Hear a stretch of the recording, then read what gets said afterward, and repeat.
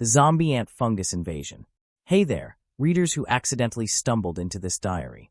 Today, we're diving headfirst into a bizarre world that nature cooked up without a shred of mercy. The story of the zombie ant fungus invasion, starring the ruthless Ophiocordyceps unilateralis. This isn't just any ordinary fungus. It's a legit serial killer that hijacks ants' minds like a master director straight out of a zombie blockbuster. Buckle up, because this tale is going to be long, packed with mystery, sass, and some seriously creepy vibes that'll make you realize just how savage nature can be. Let's get started. First off, let's set the stage. This fungus doesn't grow like the mushrooms we're used to, like the reishi or oyster mushrooms you'd toss into a stir-fry. Nope, it starts as tiny, microscopic spores floating in the air of dense jungles like the Amazon, tropical rainforests in Africa, or even deep forests in Southeast Asia. These spores are like stealthy assassins waiting for the perfect moment. When an unsuspecting ant strolls by and accidentally inhales them through its breathing pores, or they latch onto its exoskeleton, they launch their secret mission. They sneak into the ant's body slowly, like a spy masquerading as a normal cell, and then release a toxic chemical called beta-xanthine into the ant's brain to take over. Sounds like something out of a sci-fi novel, right? Wrong. This is 100% real, courtesy of Mother Nature. Once the ant is under the fungus's control, what happens next is straight out of a horror movie, so creepy you'd want to close your eyes. The ant, which used to scurry around foraging for food or helping its colony build a nest in perfect harmony, suddenly starts acting totally bonkers. It abandons its friends, veers off its usual path, and begins to crawl up high leaves or branches, sometimes dozens of centimeters off the ground. Why the heck would it do that? Because the fungus is literally commanding the ant to die in the exact spot it wants. It forces the ant to clamp its jaws onto a leaf so tightly that it freezes in place, like a robot that's been powered down. Then, the ant slowly dies in eerie silence. Or does it? Not quite, because that's when the real horror show begins. Within 2 to 3 days after the ant's death, the fungus starts sprouting from its head like a long, creepy stalk, usually pale white, but sometimes green or yellow depending on the strain. It bursts through the ant's skull in a total power move, looking like a tiny mushroom born from a murder scene. Then it releases new spores into the forest, restarting the cycle all over again. It's like a zombie movie that never ends. What's even weirder is how precise the fungus is about where the ant dies, usually about 25 to 30 centimeters off the ground. Why? Because it knows that's the perfect height for its spores to float and spread effectively. If this were a human, you'd be like, yo, this thing's planning skills are next level. But the story doesn't stop there, because researchers have discovered that this fungus's terror isn't limited to ants. There's evidence that some Ophiocordyceps strains can attack other insects too, like bees, spiders, grasshoppers, and even dragonflies. Deep in the jungle, there are reports of a grasshopper being forced to leap onto a high branch and die mid-jump, frozen in its leaping pose like an athlete who got paused mid-game. Or spiders being controlled to weave bizarre webs they'd never make on their own. Webs that look like the artwork of a mind-controlled creature. It's like there's a horror movie director hiding behind every tree in the forest. Now let's get into some deeper thoughts. Some folks in the scientific community have started wondering, could this zombie fungus evolve to threaten humans someday? Of course, the big brain scientists are like, nah, not likely, because it's super specific to insects with certain nervous systems. But let's mess with your head for a sec. What if it mutated and started controlling humans to climb up skyscrapers and die in public? Imagine seeing your coworker walk up to the roof and sprout mushrooms from their head out of nowhere. There are some wild theories online that go, if humans got infected, would we walk to the top of a mountain and turn into a walking mushroom garden? Oh man, I'm cracking up just thinking about it. It's hilarious and terrifying at the same time. There are also some bizarre details about how ants behave before they die under the fungus's control.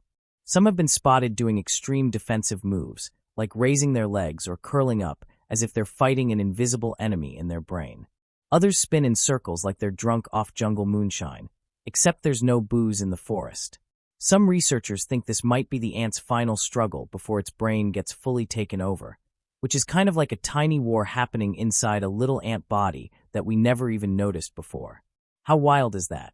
The zombie fungus's brilliance doesn't stop at killing or mind control. It has a massive impact on the forest ecosystem too. In areas where this fungus runs rampant, Some ant species have started evolving defensive behaviors, like avoiding leaves that smell like spores, or even moving their entire colonies to escape the fungus's wrath. It's like the ants have developed a natural herd immunity to survive. But that doesn't save every ant, because this fungus is way too smart. It can adapt its spores to release scents that actually attract ants, like a perfume that lures them into a trap without them even realizing it. Nature's playing a savage game here. Let's mess with your head some more. Imagine if we took this zombie fungus to a lab for experiments and accidentally let it loose in a big city. You might see zombie ants crossing the street, or it could turn into a viral news headline. Ants invade the White House, sprout mushrooms from heads. Some scientists even joke that if it fell into the hands of a crazy bioresearcher, we might one day see zombie ants staging a full-on land invasion of major cities. It could even inspire a new horror blockbuster called Zombie Ant Apocalypse that rakes in millions at the box office. I'm already having a blast just imagining it. But beneath all the sass, there's a serious side to this story. The zombie fungus teaches us a ton about nature's balance. It shows that nature has its own way of controlling insect populations without humans meddling. If this fungus didn't exist, forests might be overrun with ants, destroying plant roots left and right. Or maybe we'd even see giant ants attacking cities like in those cheesy sci-fi movies. On the flip side, it's a warning that messing with nature, like deforestation or pollution, could make weird creatures like this mutate and turn against us. If it evolves that far, we might actually end up running from zombie ants on the streets one day. There are more weird discoveries about this fungus that researchers have stumbled upon. In the deep forests of Brazil, some infected ants were seen acting like they were crying before they died, liquid dripping from their mouths and eyes, as if they were sad about being chosen by the fungus. Some say it's just the fungus using chemicals to extract water from the ant's body to dry it out for better sprouting. But others think it's a hilarious coincidence that makes it look like the ants are having an emotional breakdown. Meanwhile, in Indonesia, there are reports of ants being forced to walk in circles around a tree for hours before collapsing, like they're performing some bizarre ritual they didn't even sign up for. The zombie fungus story even stretches into medical research. Some scientists are curious about using its mechanisms to develop new drugs, especially for controlling nervous systems or creating natural pest control methods. But of course, there's a risk. If something goes wrong, it could accidentally turn into a bioweapon. People joke that if the drug fails, we might see doctors walking out of the hospital with mushrooms sprouting from their heads. Oh man, I can't stop laughing at the thought. It's so messed up. To wrap up, the zombie ant fungus invasion is proof that nature is more brutal and clever than any horror story out there. From tiny ants being forced to become suicidal robots to the possibility of it evolving beyond our wildest dreams, it makes us look at forests with a mix of awe and caution. If you're hiking and see an ant walking weirdly or spinning in circles, you better run, unless you want mushrooms sprouting from your head out of nowhere. Or, to mess with you one last time, imagine if zombie ants invaded Bangkok. People might see ants crawling up the BTS and dying at Siam Station with mushrooms all over their heads. Nature is seriously wild and messed up. But if we dig even deeper, this story leaves a lot of unanswered questions for scientists. Why does this fungus target ants as its main victim? Where did it even evolve from? Some theories suggest it might have originated from another planet, crash landing on Earth with a meteor millions of years ago, making it an alien, hiding in the jungle. Others say it could be the result of cosmic radiation hitting Earth and causing mutations. Even local folklore from some Amazonian tribes claims the fungus is a curse from forest spirits angry at humans for deforestation. It's like a horror story mixed with science that fits together perfectly. That's not all. There are newer findings that show this fungus can sometimes create a network among infected ants. It's like the controlled ants send signals to nearby ants to gather together before dying, possibly as a strategy to maximize spore dispersal.